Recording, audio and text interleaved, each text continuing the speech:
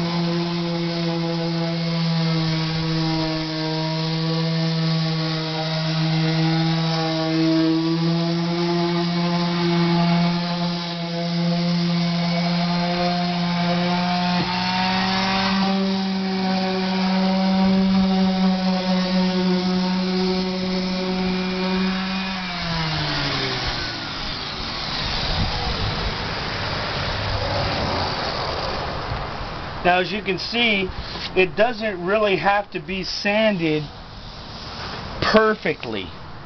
You just have to sand it good enough that the first base coat will adhere to the surface that's there. You want to get any minor perfections or imperfections. You don't want anything high that's sticking up, that when you sand it, it'll just be gone. You have to make sure that the surface is fairly smooth to your touch, and cleaning it and stuff like that we'll get into later. But for the most part, you just have to make sure that this is all smooth. Doesn't have to be perfectly smooth, and you don't want it like a polished finish. You want it a rough finish,